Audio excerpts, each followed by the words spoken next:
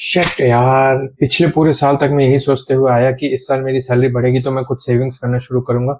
But salary बढ़ने के बाद भी मैं कुछ सेविंग कर ही नहीं पा रहा हूँ। ऐसा क्यों? मुझे तो समझ में ही नहीं आ रहा ऐसा क्यों हो रहा है मेरे साथ। आप अकेले नहीं हैं, ऐसे लाखों लोग हैं जो ऐसे सेम चीज सोच रहे हैं और ये सेम स्ट्रगल उनके लाइफ में हो रहा है कि उनकी सैलरी में हाइक तो हर साल मिलता है, बट वो थोड़े थोड़े अमाउंट पैसे भी सेव करने में बहुत ही ज्यादा स्ट्रगल करते हैं।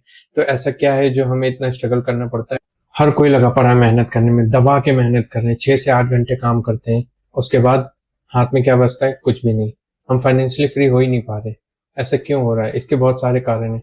तो आज इस वीडियो में हम यही जानेंगे। तो वेलकम बैक टू अनस्क्रिप्टेड। और आज का मेरा जो टॉपिक है, why Indians are getting poorer day by day even after having hike in their salaries. और हर किसी के पेरेंट्स कहते हैं कि बेटा खूब मेहनत करो, बहुत सक्सेसफुल हो जाओगे। और हम खूब मेहनत कर रहे हैं लेकिन हमें कुछ भी नहीं बच रहा। कुछ भी हम बचा नहीं पा रहे अपने लिए, अपने फैमिली के लिए हम कुछ कर नहीं पा रहे। ऐसा क्यों हो रहा है? सोचने वाली बात है। सबसे पहला और सबसे बड़ा कारण है इन्फ्लेशन। तो हमारी डेली रूटीन लाइफ के लिए जो एक्सपेंसेस होते हैं उसमें बहुत ही ज्यादा इन्फ्लेशन हमें दिखने को मिली है पिछले कुछ सालों में। ये भी एक बहुत बड़ा रीजन है। ग्रोसरीज हो गई, फ्यूल्स हो गया, स्कूल फीस हो गई, रूम रेंट हो गए, ये सारी चीजें हर साल महंगी से महंगी होते जा रही हैं। लेकिन उस हिसाब से जो हमारी सैलरी ग्रोथ है वो उस हिसाब से नहीं है। जो सैलरी ग्रोथ हर साल एक नॉर्मल कॉर्पोरेट एम्प्लॉय की होती है वो इन्फ्लेमेशन को देखते हुए उस हिसाब से नहीं होती। इन्फ्लेमेशन आंख बंद करके बढ़ता जा रहा है जो, लेकिन जो सैलरी ग्रोथ हो रही है 500, 1000, 1500, 3000, 4000, और महंगाई 10,000, 20,000 के हिसाब से बढ़ रही है अगर मैं पैसे में काउंट करूँ तो। लेकिन जो हमें हाइक मिलती है वो 3000, 4000, 5000, 600, 800 इस हिसाब से बढ़ रही है। और हमारी ग्रोथ ना होने का सबसे बड़ा कारण ये भी है कि आज की डेट में हर किसी को नए मॉडल्स जो भी आ रहे हैं वो फोन चाहिए, न्यू कार्स आ रही वो चाहिए, अच्छे फुल्ली फर्निश्ड घर में रहना है। मतलब कॉम्प्रोमाइज नहीं करना है, एकदम जैसे दुनिया चल रही है उस हिसाब से मेंटेन करने के चक्कर में हम सब लग जाते हैं। लेकिन उसको मेंटेन करने के लिए एक कॉस्ट पे करनी पड़ती है। अब जिसके पास है वो तो पे कर देता है, जिसके पास नहीं है फिर वो जाता है उधार लेता है, ईएमआईज लेता है, लोन लेता है बैंक से। ये सारी चीजों में फंस के लोग गरीब के गरीब ही रह जाते हैं, आगे नहीं बढ़ पाते। गरीब in the sense financially free नहीं हो पाते, स्टेबल नहीं हो पाते, और वो उस चीज में स्टक रहते हैं। 24/7 सैलरी स्टार्टिंग के मन में आती है, महीना आधा भी नहीं खत्म होता पूरी सैलरी खत्म हो जाती है, लोग उधार लेना शुरू कर देते हैं, क्रेडिट कार्ड पे लाइफ बिताने लगते हैं। ये भी एक रीजन है बहुत ही बड़ा कि इंडिया में ज्यादा से ज्यादा लोग क्यों नहीं फाइनेंशियली फ्री हो पा रहे हैं। और आजकल इतने ऑप्शंस आ गए, इजिली ईएमआई हो जाता है किसी भी चीज को लेने जाओ, महंगी से महंगी ईएमआई हो जाता है थोड़ा सा अमाउंट पे करने पे। क्रेडिट कार्ड इजीली मिल रहा है, लोग शॉपिंग सेंटर में कहीं कहीं कहीं भी खड़े होके बेच रहे होते हैं, इजीली क्रेडिट कार्ड अवेलेबल हो जाता है इजीली। आजकल तो जो भी शॉपिंग ऐप है, ऑनलाइन शॉपिंग ऐप है, उस पे क्या है कि पे लेटर का ऑप्शन आ गया है कि आज आप सामान ले लो और फिर वो हर महीने ईएमआई जैसा ही है, हर महीने वो पैसे काट दो। ये सारी चीजों में लोग क्या हो रहे हैं, फंसते जा रहे हैं। अब उसके पीछे रीजन क्या है, ये सारी चीजें भी मैं बताता हूँ आपको। अब हम काम करते हैं ऐसी जगह पे कि जहाँ पे अलग अलग कैटेगरीज में लोग हैं।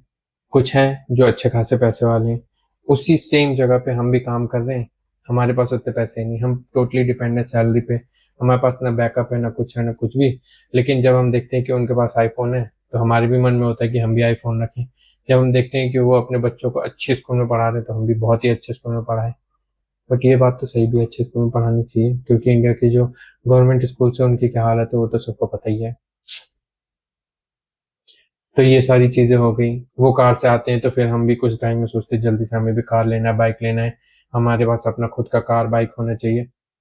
उन्होंने तो खरीद लिया लेकिन हम क्या करेंगे? ईएमआई करेंगे डाउन पेमेंट देके, फिर हर महीने ईएमआई में पैसे जाएंगे। तो ये सारी चीजें हैं जो एक बहुत ही बड़ा कारण है कि लोग फाइनेंशियली स्टेबल नहीं हो पा रहे, फ्री नहीं हो पा रहे अपने लोगों को ईएमआई करनी चाहिए, बट कब? लोगों को बस ये लगता है हमें अपना सिविल स्कोर अच्छा चल रहा है हमारा, या हमें अपना सिविल स्कोर अच्छा करना है, तो उसके लिए हम ईएमआई ले लेते हैं। लेकिन हमें ईएमआई कब लेनी है? तो ईएमआई हमें तब लेनी है जब हम ईएमआई अमाउंट को चेक करें और हम ये देखें कि हमारी जो सैलरी थी जिसमें हाइक मिल रहा है और अब हम उस ईएमआई अमाउंट को सेव कर रहे हैं, तब हमें ईएमआई लेनी चाहिए। ऐसा नहीं कि हमारा 30,000 रुपए था सैलरी और 30,000 पूरा हर महीने खत्म हो जाता था, उसके अंदर फिर हम ईएमआई भी ले लें।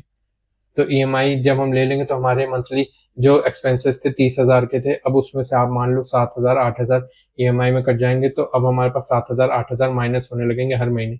लेकिन हमारा जो यूसेज था अभी भी उतना ही रहेगा, कॉम्प्रोमाइज तो हो नहीं पाएगा, क्योंकि अब आदत लग चुकी है, लत लग चुकी है। फिर उसके लिए हम क्या करेंगे? क्रेडिट कार्ड यूज करेंगे, किसी से उधार लेंगे। तो ये दबते ही चले जाएंगे, घुसते ही चले जाएंगे, इस ट्रैप में घुसते ही चले जाएंगे। तो हमें ईएमआई हमेशा तभी करना है जब हमारे पास जो अमाउंट हमारे यूसेज है, डेली एक्सपेंसेस है, मतलब हमारा जो मंथली एक्सपेंस है उसको हटा के हमारे पास उस ईएमआई को देने के लिए अलग से पैसे हो, हमें ईएमआई तभी करनी चाहिए। वरना कुछ भी हो जाए, थोड़ा सा परेशान हो लो, दुखी हो लो, मन मार लो, ठीक है, दूसरों को देख के खुद खुश हो लो कि हाँ चलो हमारे पास कभी ना कभी आएगा, बट ईएमआई मत करो। एटलीस्ट अभी आपके पास वो चीज़ नहीं है, लेकिन आप मेंटली फ्री हो, फाइनेंशियली फ्री हो, आपको कोई ये लोड नहीं लगी हो कि अगर हमारी नौकरी चली गई या हमें कुछ प्रॉब्लम हो गया, हम बीमार हो गए और नेक्स्ट मंथ हम ये नहीं पे कर पाए तो हमारे ऊपर डेप्थ बढ़ता जाएगा, इस चीज़ की हमें टेंशन नहीं होगी। और आजकल तो सोशल मीडिया पे सब लोग एक दूसरे को फॉलो करते हैं। कुछ हैं जो अच्छे खासे हैं, फैमिली बैकग्राउंड अच्छा है उनका, पैसे वाले हैं, ब्रांडेड कपड़े पहनते ही हो, उनके सर्कल में फिर हम रहते हैं, उनके दोस्त रहते हैं। तो हम क्या सोचते हैं, हमारे पास भी ब्रांडेड कपड़े ये वो, ठीक है, फिर हम ब्रांडेड कपड़े लेने शुरू कर देते हैं ये वो, तो हमारा एक्सपेंसिव जो है बढ़ता ही जाता है। तो ना कुछ सेविंग होती है ना कुछ होता है। क्या करते हैं हम, इन्हीं चीज़ें सोशली अपने आप को एकदम सबसे मैच करने के चक्कर में अपने फाइनेंस की ऐसी तैसी कर देते हैं। ये वीडियो इसलिए इम्पोर्टेंट है क्योंकि मैं चाहता हूँ कि ज़्यादा से ज़्यादा लोग फाइनेंशियली फ्री हो जाए और उनके पास इतनी सेविंग हो कि कल को अगर उन्हें कम से कम 3 4 5 लाख की ज़रूरत हो तो उनको किसी के सामने हाथ ना हिलाना पड़े।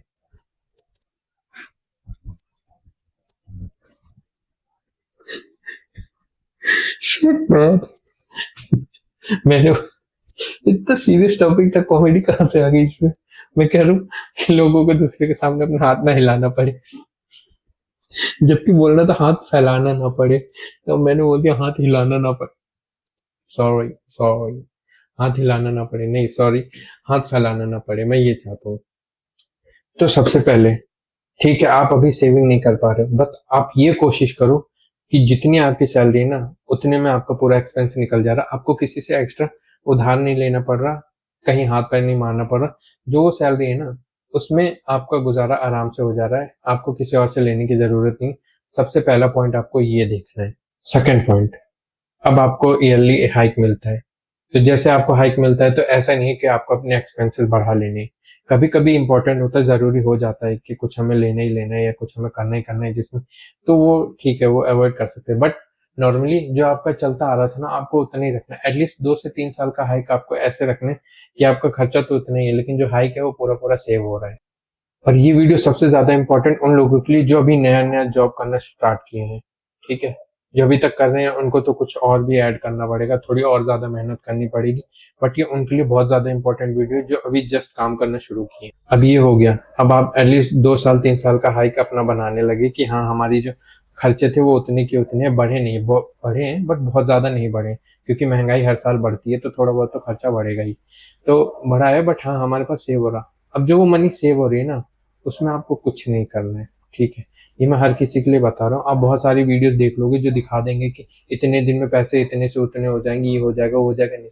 सबसे पहले आप सेव करो, इन्वेस्ट करोगे, अगर बढ़ गया तो आप लकी हो, बढ़ गया और नहीं बढ़ा गिर गया तो आपकी लग गई। स्टॉक मार्केट अच्छा है उन्हीं के लिए जिनको अच्छे से यूज करना आता है, जिनके पास पैसों का बैकअप है, जिनको ये प्रॉब्लम नहीं कि हाँ अगर अभी मेरा मार्केट नीचे चला गया तो मुझे खाने के वांदे पड़ जाएंगे, ऐसी तैसी हो जाएगी।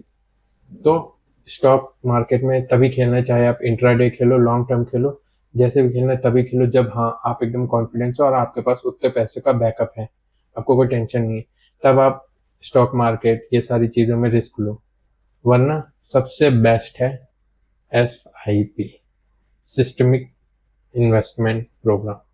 सबसे बढ़िया आप SIP करो। अब मैं आपको ये नहीं बताऊंगा आपको किस में करना है, यूट्यूब पे बतेरी वीडियोस पड़ी हुई हैं कि आपको किस पे करना है, कैसे कैसे, आप खुद जाके 4 से 5 वीडियोस देखो, खुद अपना कैलकुलेशन करो कि आपको हाँ आपको अपने तरफ से कैसे, कि कल को ये हो ना तो आप ये ना बोलो कि यार मैंने उसकी ना सुनी थी अपनी सुनी थी। तो आप खुद देखो, चीजें कैलकुलेट करो, एक दूसरे से कंपेयर करो और अपना इन्वेस्टमेंट शुरू करो।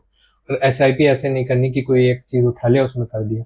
2,000 3,000 4,000 से भी आप SIP शुरू कर सकते हो। अगर 2,000 से शुरू कर रहे हो तो किसी एक में 1,000 लगा लो और दो और में 500 लगा लो। 4,000 है तो ऐसे 1,000 1,000 500 या 1,000 1,000 1,000 500 ऐसे करके आप जैसे मर्जी, मतलब 3 4 चीजों में 3 4 कंपनियों में इन्वेस्ट करो और सिर्फ SIP करो, सब कुछ छोड़ दो। कमेटी नहीं करनी, कमेटी सबसे बड़ा मुझे चुतियाब लगता है, सबसे बेकार चीज लगती है मुझे कमेटी।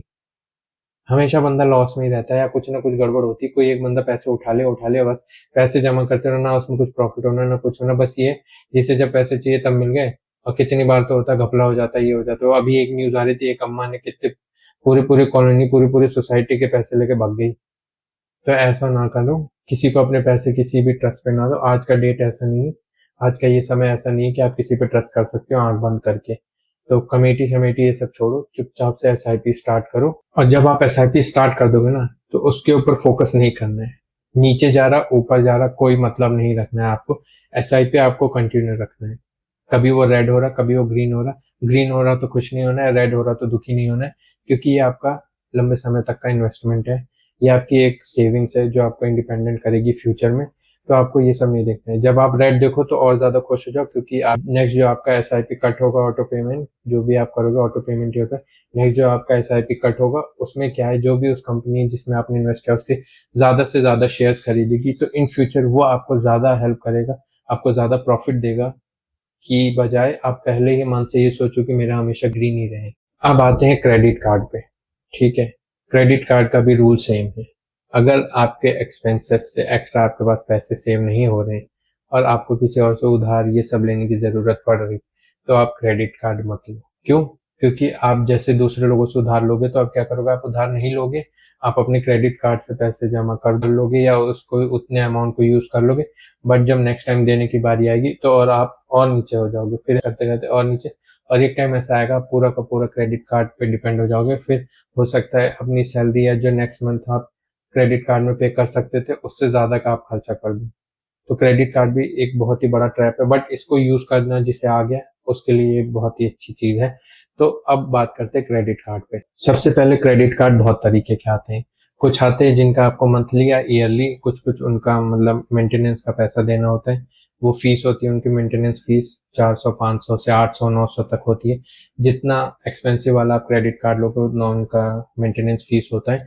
और कुछ आती हैं लाइफ टाइम फ्री वाले, जिनमें आपको मेंटेनेंस फीस नहीं देनी होती, बस जितना आप उसमें से पैसे यूज करोगे उतना आप दोगे। अब ये आपके ऊपर है आपको कौन सा कार्ड लेना है जो आप अच्छे से मैनेज कर सको। अब आपने सोच समझ के अच्छे से क्रेडिट कार्ड ले लिया, अब इसको यूज कैसे करना है। तो अब आपको इसको यूज कैसे करना है, तो बहुत सारे ऑनलाइन ऐसे एप्स हैं, अमेजोन, फ्लिपकार्ट, जोमेटो, स्विगी, बहुत सारे हैं ऐसे, ब्लिंकिट, ये सारे हो गए। अब इनमें क्या होता है कि आप कुछ भी सामान लेने जाओ तो किसी पर्टिकुलर क्रेडिट कार्ड पे कुछ आपको डिस्काउंट मिलता है। तो आप ट्राई करने जब आप एक क्रेडिट कार्ड लेने जाओ ना, तो आप ऐसे क्रेडिट कार्ड लो जिन पे मोस्टली हर जगह हर ऐप पे डिस्काउंट कुछ ना कुछ डिस्काउंट मिलता है, वो वाला क्रेडिट कार्ड लेना। तो डिस्काउंट होता है, आपको सबसे पहले इस डिस्काउंट का बेनिफिट उठाना है। ठीक है, जहाँ पे आप अपने कैश दे के अपने डेबिट कार्ड से या कैश दे के आप पेमेंट कर रहे थे, वहां पे ये क्रेडिट कार्ड यूज करो जिससे आपको वो डिस्काउंट का फायदा मिले, आपने यहाँ पैसे सेव किए। ठीक है, अब इसमें रिवॉर्ड पॉइंट्स मिलते हैं। आप कहीं भी जाओ, जहाँ पे देखो, इसमें आपको बताया भी जाता है, आपको पता भी रहता है। इनके अपने में क्रेडिट कार्ड ऐप को मैनेज करने के ऐप होते हैं, उसमें भी दिखाता है कि किन किन चीज़ों पे आपको रिवॉर्ड पॉइंट्स मिलेगा। तो आप रिवॉर्ड पॉइंट्स इकट्ठे करो। रिवॉर्ड पॉइंट्स क्या है, ये बाद में जाके वापस कैश में कन्वर्ट हो जाते हैं।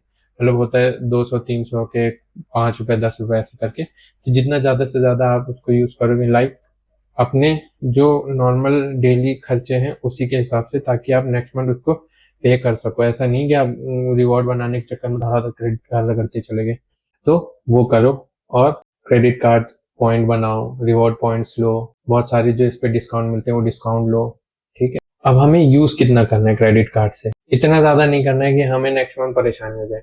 जो हम नॉर्मली अपने जेब से पैसे कैश में डेबिट कार्ड में दे रहे थे, उन खर्चों को कोशिश करो को उसमें से कुछ ऐसे हो जिनमें आपको प्रॉफिट भी मिले और आप क्रेडिट कार्ड से उसको मैनेज कर सको। तो इससे क्या होगा, एक तो आपको कहीं कहीं पे डिस्काउंट मिल जाएगा, कैशबैक्स मिल जाएंगे आपको। ठीक है, रिवॉर्ड पॉइंट्स मिल जाएगा, मतलब हर तरीके से प्रॉफिट होगा। बट हमेशा जब इसका डेट होता है, हर क्रेडिट कार्ड का अपना एक डेट होता है जहाँ पे इनका अपना स्टेटमेंट बन के आ जाता है, उसके बाद हमें पे करना है। तो विद इन टाइम लिमिट में हम वो पे कर सके इतना खर्चा करो और बाकी और सारी चीजें ग्रैब कर देगा। अब हमें ईएमआई कब शुरू करनी है, अगर हम किसी भी चीज के लिए ईएमआई कर रहे हैं तो हमें कब करना चाहिए, ये भी एक बहुत बड़ा सवाल है। तो आज मैं आपको बताता हूँ ईएमआई आपको कब करनी चाहिए। मेरे हिसाब से ये मेरे अपने खुद की सोच है, मेरे खुद का अपना एक्सपीरियंस है जो मैं आप लोगों से शेयर करता हूँ। मुझे लगता है कि इस समय में ईएमआई लेना ठीक है, इससे पहले ईएमआई नहीं लेना चाहिए। जब आप एसआईपी स्टार्ट करोगे तो हर महीने पैसे अपने आप कटेंगे और वो इकट्ठा होते जाएंगे, ऐड होते जाएंगे, आपको पता लगता रहेगा। ईएमआई हमें कब करना है, कोई भी सामान हमें ईएमआई पे कब लेना है? हमें ईएमआई पे सामान तब लेना है जब हमारी जो मंथली सैलरी है उसका 1.5 से 2 गुना पैसा हमारे पास सेविंग्स में रहे, ईएमआई में सेविंग्स में रहे, एसआईपी में हो गया या कहीं पे भी हो गया, हमारे पास 1.5 से 2 महीने का बैकअप हो जाए, उसके बाद हमें ईएमआई करना चाहिए। आजकल एवरेज सैलरी 50,000 होती है, नॉर्मल, मतलब मैं बता रहा हूँ 50। ये जो आइडिया मैं दे रहा हूँ 30 से 50,000 तक की जिनकी सैलरी होती है या स्टार्टिंग होती है। ये वीडियो मैं बहुत ही ज्यादा फाइनेंशियली स्ट्रगल करने वाले लोगों के लिए बना रहा हूँ। तो इस वजह से अभी जो ईएमआई के लिए जो मैंने सैलरी उठाई वो 30 से 50,000 के बीच की उठाई है, कि जिनकी सैलरी 30 से 50,000 के बीच में, उनके लिए ये ईएमआई आइडिया मैं दे रहा हूँ कि उनको कैसे करना चाहिए। तो जिसकी सैलरी 30,000 है, 30 से 40,000 के बीच है, उसको अपना जो एसआईपी है वो 3,500 से 4,000 रखना चाहिए। और जिसकी 40 से 50,000 के करीब में सैलरी है, उसको अपनी एसआईपी 5,000 एटलीस्ट रखनी चाहिए हर महीने की। तो ये तो एकदम अलग ही हो गया, ये तो आपको करना ही करना है। 4,500 तक एसआईपी करनी है 40,000 तक वाले लोगों को, 5,000 से 5,500 6,000 आप अपने ऊपर डिपेंड करता है आपके ऊपर कितना करना चाहते हो। 6,000 तक आप एसआईपी करो, 50,000 तक की सैलरी जिनके पास है। अभी जब आप स्टार्ट कर रहे हो उस समय की बात कर रहा हूँ मैं। और अगर आप रेंट पे रहते हो तो जो 30 से 40 के बीच में, उनका जो एसआईपी कटने के बाद जो ईएमआई अमाउंट लोन होता है, जो ईएमआई अमाउंट होने चाहिए वो कम 4.5 से 5 के बीच में होना चाहिए। 4.5 से 5 से एक्स्ट्रा नहीं होना चाहिए। जो भी आप ईएमआई करवाओ, आप उसमें अमाउंट देख लो कि अगर आपको लग रहा है कि आप ये सामान लेते हो और आपकी ईएमआई जो बनती है वो 7,000 तक बन जाती है, 8,000 तक बन जाती है, मत लो। सेक्रीफाइस कर दो उस चीज को, उस मन को मार लो, लेकिन 7 से 8,000 की ईएमआई मत कराओ। अगर आपकी सैलरी 30 से 40,000 के बीच में है, आप ईएमआई करा सकते हो। और अब मैं बात करता हूँ उनकी जिनकी सैलरी 50 से 60,000 तक की है। उनको जो ईएमआई लेना चाहिए वो लेना चाहिए 7,500, 7,000, 7,500 के ऊपर ईएमआई नहीं करानी चाहिए। क्योंकि जब आप अपना एसआईपी अमाउंट और ये मिला लोगे तो 12 से 14,000 ऐसे ही हो जाएंगे जो खत्म हो जाएंगे। ठीक है, फिर आपको अपना महीना चलाने के लिए 30-35,000 ही बच जाएगा। उसमें और भी एक्सपेंसेस है, मोबाइल फोन रिचार्ज हो गया, फ्यूल हो गया, रेंट हो गया, वो सब निकाल के आपके पास 15-16,000 17,000 बन जाएगा, राशन पानी ये सब के लिए या महीना चलाने के लिए। तो इस वजह से 7 से 7,500 होना चाहिए ईएमआई जिनकी सैलरी 50 से 60 के बीच में है उनके लिए। और ईएमआई मैं इसलिए कह रहा हूँ, ईएमआई इसलिए भी जरूरी है, मैं ये नहीं कह रहा कि ईएमआई नहीं करनी चाहिए। ठीक है, ईएमआई करनी चाहिए, और जो क्रेडिट कार्ड यूज करते हैं उनको अच्छे से यूज करना। आ गया मेरी ये वीडियो देख के, या वो पहले से अच्छे से यूज करते हैं तो उनको क्रेडिट कार्ड क्यों यूज करना चाहिए और ईएमआई क्यों लेना चाहिए? क्योंकि एक टर्म होता है बैंकिंग में, सिविल स्कोर। उससे क्या होता है, आपको इन फ्यूचर जब अगर आप होम लोन लेना चाहते हो या कार लोन लेना चाहते हो तो आपको वो लोन बहुत ही इजीली मिल जाएगा। बट उस टाइम जब आप ये लोन लोगे ना, तो उस टाइम में भी आप ये देखना कि जैसे मैंने अभी ये 50 से 60,000 सैलरी और ये 30 से 40,000 की सैलरी का ईएमआई बनाया ना, तो उस टाइम में जब आप ये होम लोन या कार लोन ले लोगे, आपकी जो सैलरी होगी उस हिसाब से एवरेज निकाल लेना कि उस हिसाब से इसी टाइप का आपका जो भी ईएमआई है बनना चाहिए। ऐसा ना हो आप बढ़िया घर ले लिया, आलीशान घर ले लिया, एक्सपेंसिव कार ले लिया और खाने के वांदे हो रहे। ऐसा भी नहीं होना चाहिए। और अपनी नेक्स्ट वीडियो में मैं आप लोगों से ये चीज बताऊंगा कि आपके पास अपना पर्सनल कार, घर होना चाहिए, हाँ होना चाहिए, कब होना चाहिए, कैसे होना चाहिए, ये सारी चीजें मैं अपने नेक्स्ट वीडियो में डिस्कस करूंगा। तो आप लोगों को और इजी हो जाएगा, आपको एक टाइम पता चल जाएगा और एक आइडिया लग जाएगा कि हाँ हमें अपना घर, अपना कार या अपना जो भी एक्सपेंसिव आइटम है जो हमारा खुद का पर्सनल, वो लाइफ में किस स्टेज में जाके, कहाँ पे जाके हमें लेना चाहिए और किस तरीके से लेना चाहिए। ये सारी चीज़ें नेक्स्ट वीडियो में शेयर कर दूंगा, क्योंकि अगर इस वीडियो में वो चीज़ें डालूंगा तो ये वीडियो बहुत ही लंबी हो जाएगी। ऑलरेडी वीडियो बहुत कम लोग देख के सब्सक्राइब कर रहे हो, ये बहुत ही मेरे को दुख लग रहा है। प्लीज़ जितने लोग ये वीडियोस देखते हो सब्सक्राइब तो कर लो यार, चैनल सब्सक्राइब करना तो फ्री है। मैं आप लोगों के लिए कुछ ना कुछ वीडियो बना के लेके आता रहूंगा। सब्सक्राइब करने में क्या जा रहा है, एक बटन ही तो दबाना है। प्लीज़ जो भी मेरा वीडियोस देखते हो प्लीज़ मेरे चैनल सब्सक्राइब कर लो यार। और ये मेरा रिक्वेस्ट उन लोगों से है ना जो मेरे खास हैं, अपने, मतलब मेरे जहाँ पे भी मैं ये अपने वीडियोस के लिंक ये सब शेयर करता हूँ वहाँ पे देखने वाले तो 100-200 हैं, लेकिन अभी भी मेरे सब्सक्राइबर 50 के अराउंड ही है। क्यों बढ़ क्यों नहीं रही?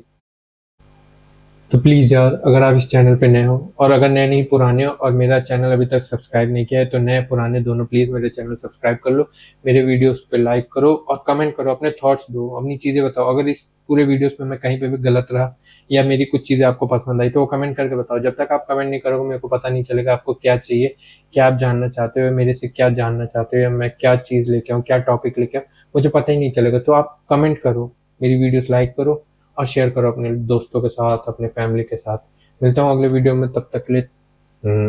देखा, फिर से हो गया ना, लास्ट वीडियो में बताया था तब तक के लिए बोलना था, तब तक हो गया। तब तक के लिए tata bye bye, see you, piece.